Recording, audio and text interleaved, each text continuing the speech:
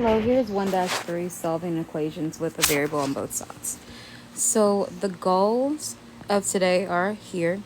So use the properties of equality to solve linear equations with variables on both sides. Identify whether linear equations have one solution, no solution, or infinite solutions. And finally, articulate your understanding of a solution of an equation to include no solution and infinitely many solutions. For example, how many solutions does an equation such as 5x equals 5x have if the equation is true for all values of x? All right, so first off, we'll start off with the vocabulary. So first we have identity. That's an equation that is true no matter which values are chosen, such as this one right here where we have 5x equals 5x. So when you have a number or a term equaling to itself, then of course any value you choose for x is going to be true. Then we have multiplicative inverse, and this one is going to say multiplicative inverse is a number you multiply by to get 1.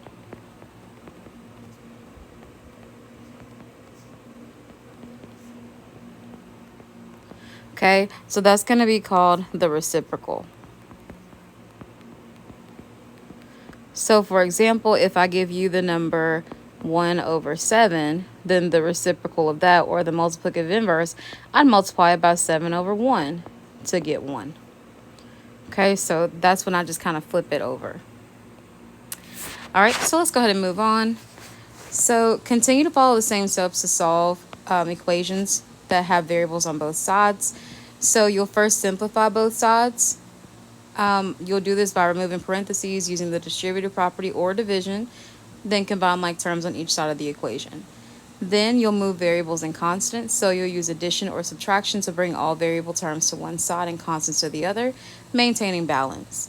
So what you do to one side, you do to the other. Next, you'll isolate the variable. You'll do this by applying inverse operations. So if you see multiplication, then you'll divide. If you see addition, you'll subtract. So same thing we've been doing. And then finally, you'll check your solution by substituting the value back into the original equation to ensure both sides are equal. So let's go ahead and do some practice problems. All right, so I'll be doing with you on this video the left-hand side, and you'll be practicing with the right-hand side. So number 6, variables on both sides. So for what I'm going to do here, I'm going to keep my variables on the left side, and I'll place my constants to the right side, just to keep it consistent here. All right, so for number 6, I'm going to first check the left. If I want variables on the left side only, then the one term that needs to be moved is the 5. It needs to go to its like term on the other side of the equation, of the equal sign. So the inverse operation of addition is subtraction. So to undo the addition, I'm going to subtract that 5 from both sides. And I know I'm subtracting 5 from 8 because they're both constants, so they're like terms, they go together. The 5's cancel out. I drop down the 2x, and it equals x plus 3. Next, I'll check the right-hand side, and if I only want constants there, that means the x has got to go to the other side. So right now I can see the x is being added to 3, so I'm going to do the inverse of addition, which is subtraction. So I'm going to subtract the x on both sides. And I'll drop down that 3. And I have 2x minus x is just x. So my final answer here is x equals 3. I'm going to quickly go check as well. So this is what I had. I'm going to go check as well. So I'll go plug that in. I had 2 times x plus 5. And it's supposed to equal x plus 8. Well, 2 times 3 is 6, plus 5 is 11. All right, and then over here I have 3 plus 8, that's 11. And they're equal to each other, so I know for a fact that I'm correct.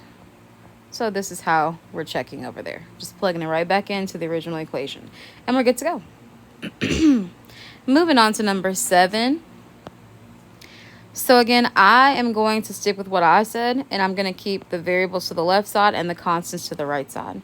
So I'll check my left side to see what needs to move. This one's a variable, so it's good to go. But this one is not, and it needs to move over to the other side with this like term. So this is a positive 8. If I want to move it across the equal sign, then I need to move the opposite of that. So the opposite of positive 8 is negative 8. So I'll subtract 8 to move that 8. If you're ever unsure of how to move something, that's what I choose to do. I choose to say, well, what am I trying to move and what's the opposite of that? And that's what I move. So I'll simplify and drop down. So I have a negative x there, a positive 2x. And then 5 minus 8 is negative 3. On the right-hand side, again, I wanted to have my constants only on this side. Negative 3 stays, but the 2x, it's got to go. So I'm going to move it over. The opposite of positive 2x is negative 2x. So that's how I'm going to move it to the other side. So now I've got negative x plus negative 2x is negative 3x equals negative 3. My final step here, I'm going to rewrite because I don't have any space. I'm going to divide both sides by that coefficient, which is negative 3. The coefficient, if you recall, is the number that's in front of my variable.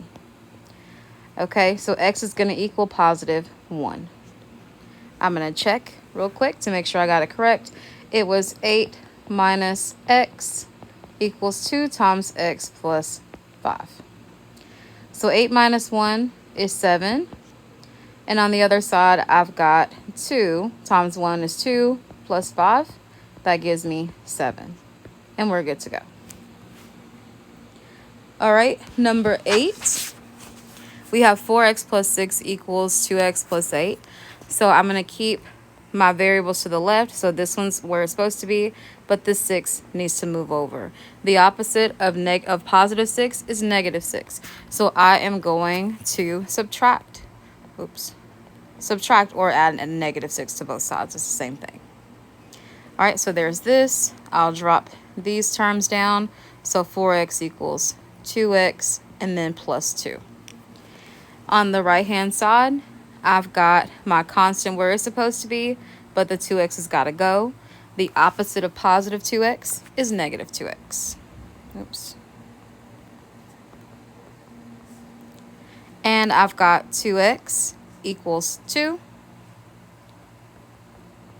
The last thing I'm going to do is I'm going to divide both sides by the coefficient, which is 2.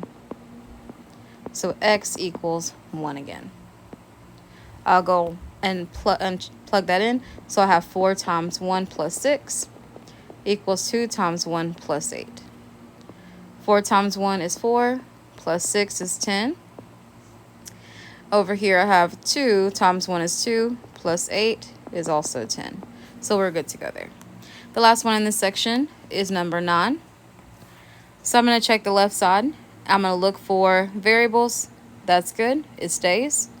But the 9 has got to go to its like term across the equal sign. So the opposite of positive 9 is negative 9. So I'll subtract that from the other side as well, if I can. Sorry, it's looking all crazy. Oh.